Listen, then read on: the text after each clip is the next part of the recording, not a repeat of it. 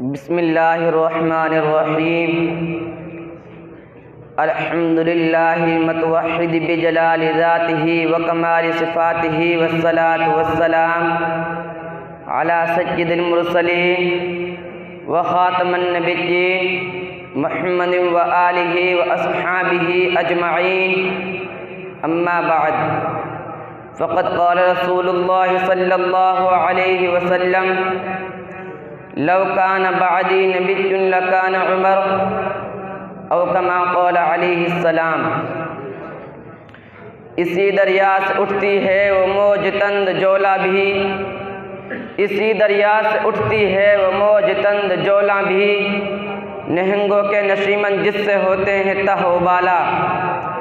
ملت اسلامیہ کے غیور نوجوانوں اور بزرگوں، میں اس پرنور اجلاس میں ایک عظیم المرتبت شخصیت پر روشنی ڈالنے کی جسارت کر رہا ہوں، جو درسگاہ رسالت اور تربیت گاہ نبوت سے سند یافتہ ہے، یعنی وہ حضرت عمر بن خطاب رضی اللہ تعالی عنہ کی ذات اقدس ہے۔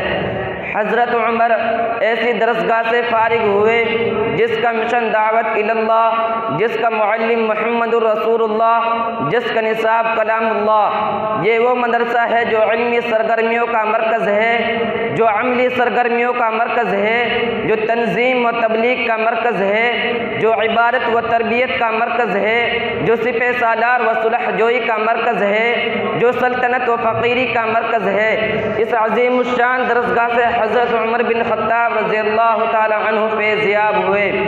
اگر آپ تاریخ کے اوراق پلٹے تو حضرت عمر کی عظمت و جلالت، قدر و منزلت، فضائل و مناقب روز روشن کی طرح عیاں ہو جائے گی۔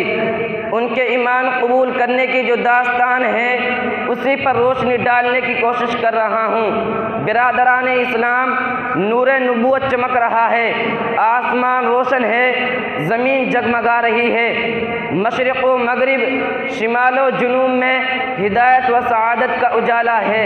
عرش سے برسنے والا نور فرش پر پھیلنا چاہتا ہے، لیکن پرستان کفر و شرک جہالت کو ہدایت پر، ظلمت کو ضیاء پر اور سخاوت کو سعادت پر ترجیح دے رہے ہیں، اور نور نبوت کو ختم کرنے کی سازشیں ہو رہی ہیں۔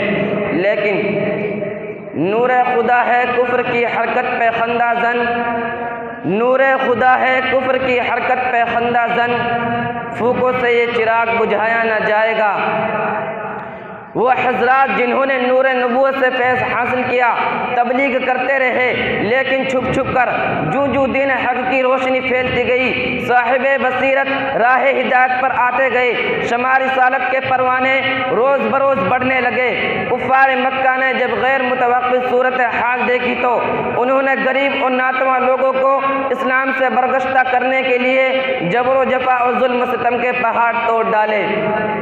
برادران اسلام، عرب کی ریتیلی زمین کو آفتاب کی چمک آتش بنا دیتی ہے، اور قریش بھی اپنی آتش انتقام بجھانے کے لیے اسی وقت کا انتخاب کرتے ہیں۔ وہ خدا کی توحید اور مصطفیٰ کی رسالت کے اقرار کرنے والے غریب اور ناتواں مسلمان کو دوپہر کی آتش بار میں پکڑ کر گھروں سے باہر نکالتے، اور پھر ان کو آگ اگلتی زمین پر چت لٹا کر سینے پر وزنی پتھر رکھ دیتے ہیں۔ کبھی ان کے بدن کو آگ سے جھلسایا جاتا ہے، اور کبھی گرم لوہے سے داغا جاتا ہے، اور کبھی پانی میں ڈبکیاں دے کر انکار حق پر آمادہ کیا جاتا ہے، لیکن اس کے باوجود اہل ایمان عہد عہد پکارتے رہتے ہیں۔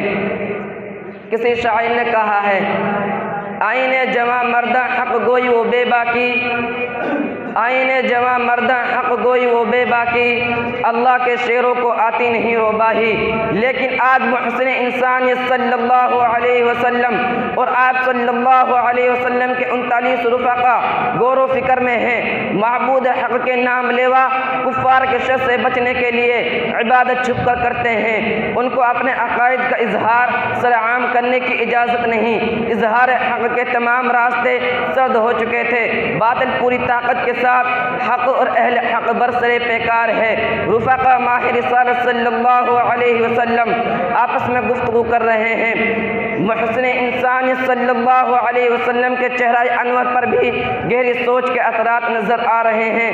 بہت دیر یوں ہی گزر جاتی ہے، اچانک رسول خدا صلی اللہ علیہ وسلم کے چہرہ انور پر بشاشت و تمانیت کے آثار نظر آتے ہیں۔ خدا کے رسول خدا کے حضور میں جھک جاتے ہیں۔ درے یار پر سر نیاز جھکا دیا جاتا ہے۔ عبد اپنے معبود سے کچھ مانگ رہا ہے، ساجد اپنے مسجود سے کچھ سوال کر رہا ہے۔ کوئی طلب ہے، کوئی تقاضا ہے، ایسی طلب اور ایسا تقاضا جسے خدا اور مصطفیٰ کے سوا کوئی نہیں جانتا۔ مگر جب زمین سے کائنات کے سب سے مقدس انسان کی پیشانی اٹھتی ہے تو سمجھنے والا سب کو سمجھ جاتا ہے۔ نبی معصوم کے ہاتھ اٹھتے ہیں، حضور صلی اللہ علیہ وسلم کے ساتھ سبھی کے ہاتھ اٹھتے ہیں، اہل زمین اور اہل آسمان، حتیٰ